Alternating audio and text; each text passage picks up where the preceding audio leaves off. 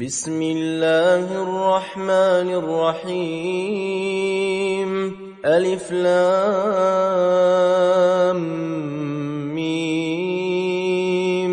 ذلك الكتاب لا ريب فيه هدى للمتقين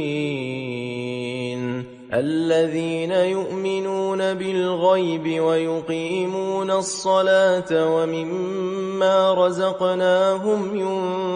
ينفقون والذين يؤمنون بما أنزل إليك وما أنزل من قبلك وبالآخرة هم يوقنون أولئك على هدى من ربهم وأولئك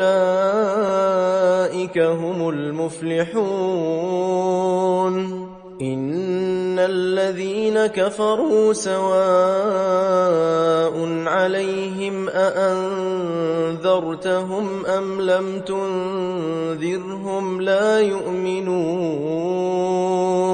ختم الله على قلوبهم وعلى سمعهم وعلى أبصارهم غشاوة ولهم عذاب عظيم